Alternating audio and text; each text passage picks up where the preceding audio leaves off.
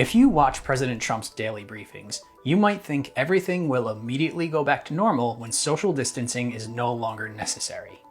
And you will see our economy skyrocket. But Congress's own budget office thinks things will be pretty bleak for much longer. At the beginning of April, the CBO released a report that predicts 9% unemployment at the end of 2021. This past March, it was 4.4%, with 7.1 million people out of work.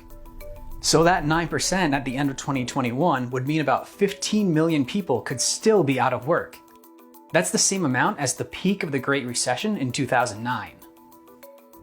We've already seen 22 million people file for unemployment in this 4-week period, and that number is likely to climb higher as more and more Americans continue to be told to stay inside. In its projection, CBO assumed the US would have 12% unemployment for the second quarter of this year. It also factored in major physical distancing measures continuing for the next 3 months and some form of physical distancing continuing through the end of the year. The model believes that job and business losses will be felt for much longer than that. We're going to take a look at the unemployment rate of a few past recessions and pandemics to show just how long the US recovery might take, and why the CBO is likely right. Unemployment is not a perfect metric, but it does give a good understanding of how the workforce is faring and the economy overall.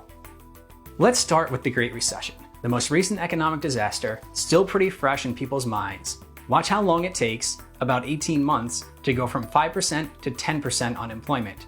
It peaks in October 2009 and hovers there for another 6 months or so, then takes more than 6 years to get back under 5%, which is still slightly above what economists consider the high end for full employment. And if you look at the chart, you can see the last time it was under 5% was February 2008. So it took a full 8 years to get back under that 5%. This was a complete unraveling of the US financial industry, not a global pandemic. So let's add one of those. We're going to go with the 1957 influenza pandemic. It matches the severity of the COVID-19 coronavirus with an estimated 1.1 million people dying around the world. Now, this was a new flu virus, but thanks to monitoring and early preparation, the US modified an existing flu vaccine and was ready when it hit.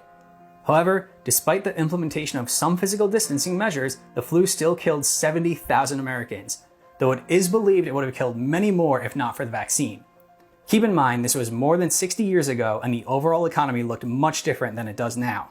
We'll start with August of 1957, when unemployment was 4.1%. It hits a peak of 7.5% in July of the following year, dances with 5% right here in June of 1959, but doesn't steadily fall below 5% until 1965. In fact, we don't see 4.1% until November of that year, more than 8 years after our initial reading. So there are a lot of other factors that contributed to the unemployment around this time. But what's notable is that there's barely a recovery from our 1957 recession before there's another one during 1960 and 61, which, you can see, takes a few years to recover from.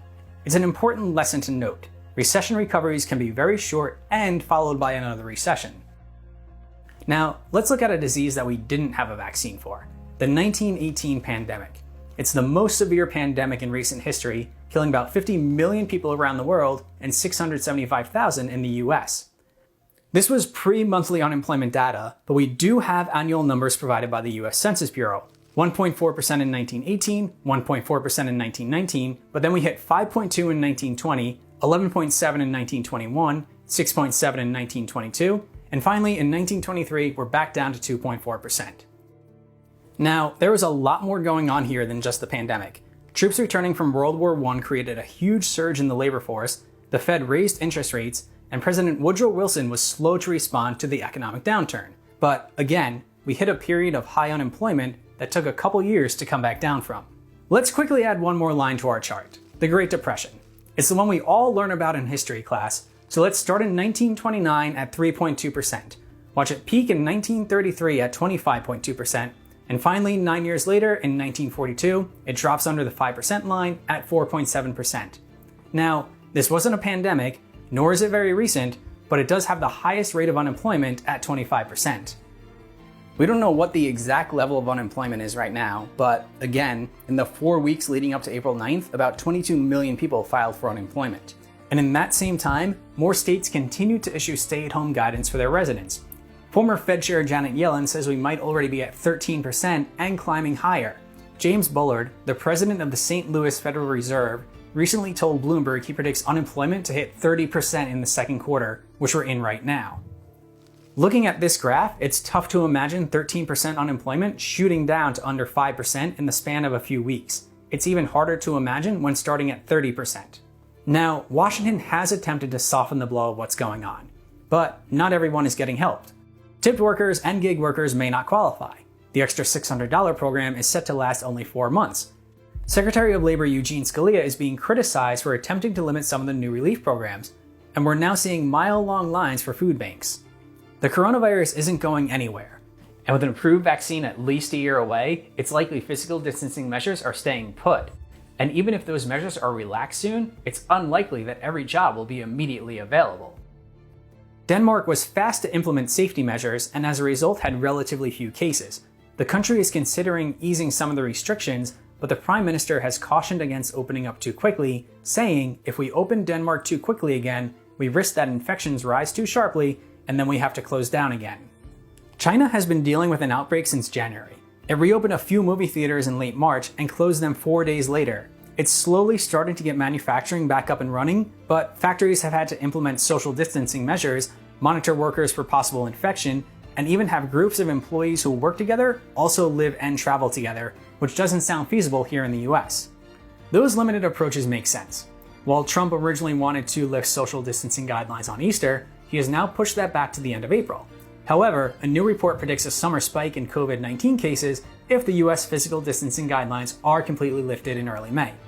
The US still doesn't have widespread testing or containment measures for what comes after shelter in place. Will people want to risk going out to eat at crowded restaurants, pack into Wrigley to catch a Cubs game, get on a crowded flight for a vacation, even hop on a packed train to commute to work? Probably not. And when you multiply that across entire industries, restaurants, travel, hospitality, events, that's millions of employees who won't be going back to work until this is more under control. And that's going to pose big problems in getting the economy to take off like a rocket.